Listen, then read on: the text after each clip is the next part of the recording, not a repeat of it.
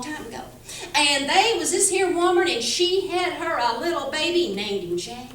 Well, she had him up in her arms, and she thought, whoa now, I got me a prize. She was wrong. That was the laziest little young'un ever born. Why, he was so lazy, he wouldn't even suck. She had to squirt the milk into his mouth. Well, he ate, and he growed.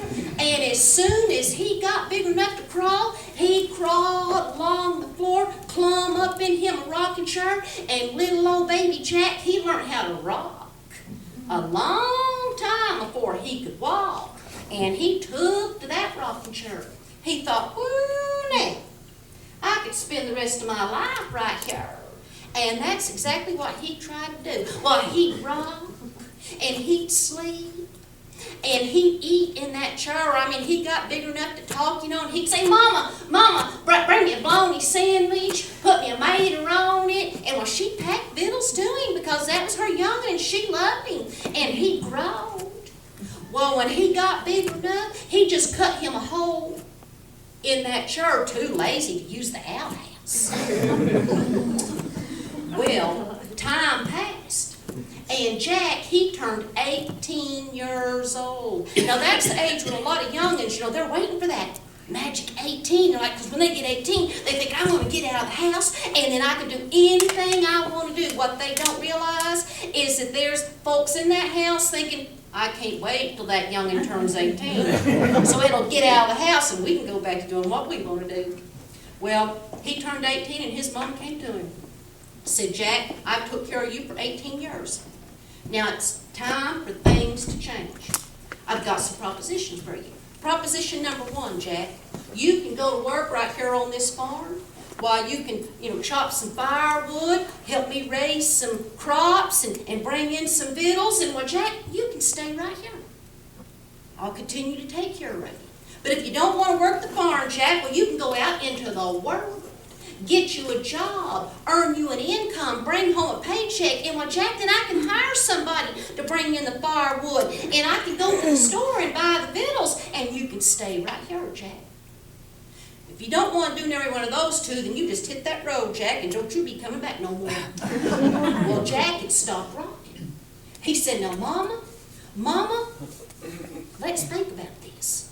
Now, Mama, if I go to work on this farm, well, Mama, I'm going to get blisters on my hands. And I ain't never had me no blisters on my hands before, Mama. And while those blisters, they swell up with that fluid. And while those blisters, they going to burst. And while I get infection in there, and that infection will set up that blood poison, and that blood poison run up my arm to my heart, Mama, that could kill me. And Mama, if I go to work out yonder in the world, why, Mama, they going to work me till I sweat.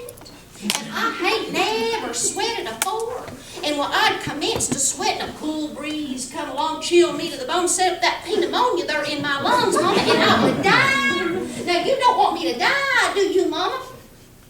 She throwed him out of the house. There he was, out on the road. He thought, what am I going to do? I need somebody to feed me, take care of me like my mama did. He thought, what am I going to do? And he thought,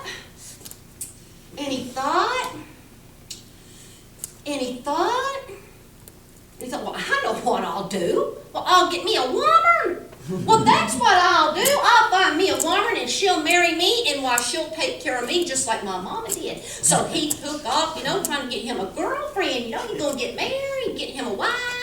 And while all the girls in those parts, they'd heard about his old lazy reputation, they'd shut those doors, run, and they'd hide underneath the bed, till his knock faded away off that door. They wasn't even going to come to the door. And after a time, he ran through all the girls, the calling on, there, and he headed up north, knowing those girls ain't as smart as country girls. And so he headed up north, knocking on the doors, but his reputation had preceded him. They wouldn't answer the door neither. Well, he thought, now I really don't know what to do. I can't find a woman. I just don't know what to do. When some girl came running out of her house, just waving her arms, Jack, wait a minute, Jack, I'll marry you. Well, this is the first that even speak to him. He didn't ask no questions. They just ran, got them a preacher man, and got married up right there. But there was something he didn't know about her. She was just as lazy as he was. Her mama done thrown her out of the house, and she thought, well, I'll get me a man, and well, he'll take care of me and work, and well, I'll just sit at the house and watch soap operas. And she got Jack. Now there they were, two of the laziest folks on the face of this earth. They did what most old lazy folks do. They started calling on their kinfolk. You know, they'd come to visit for a spell, only they wouldn't leave. They would stick like ticks on dogs. You know, you had to pry them loose and throw them out the door to get shit out of them. And after they got shit out of them the first time, they didn't let them come back for no return visit.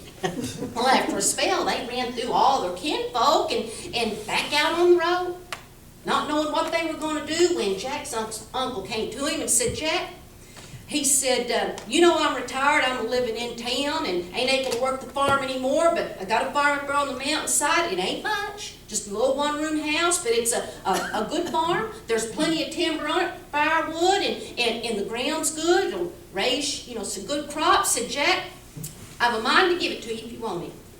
Well, Jack didn't have any other place to go, so he accepted.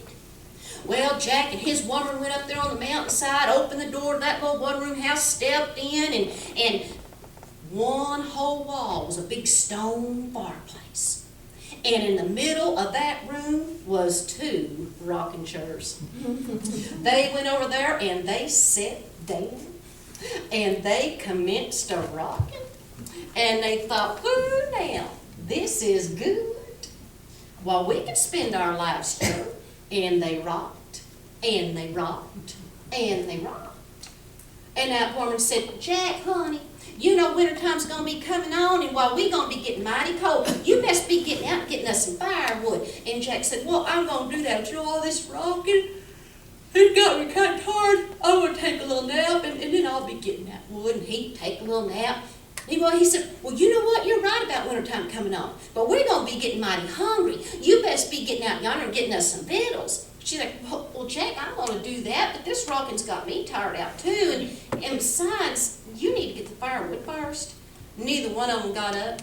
Neither one of them did a daggone thing. And wintertime did come on.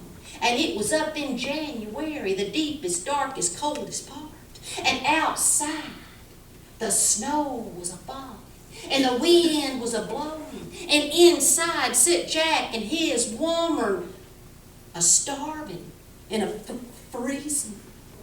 And that woman said, Jack, go get us some firewood. Well, I'm starving here. Go get us some food. And still neither one of them got up.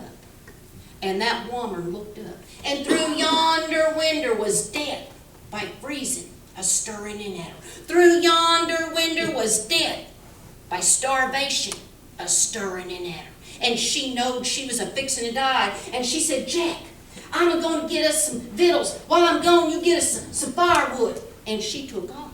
Well, there sat Jack, starving, freezing. Hope that woman hurries back. I can't last much longer.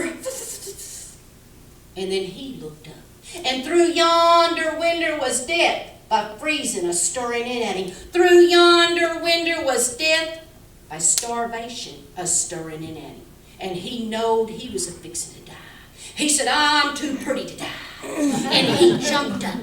And he grabbed his rocking chair and he beat it into some pieces. And he put it in that big fireplace and he lit him a match. Got a little spark to going, smoke coming up, flames. And then he got her rocking chair, beat it up, throwed it there in the fireplace. And he had a big fire a-roaring. But Jack was real cold. His fingers were like icicles, and he was just as close to that fire as he could get, had his fingers in there trying to warm them up, when all of a sudden, the tips of his fingers caught on fire. Ow! Ow! Ow! Ow!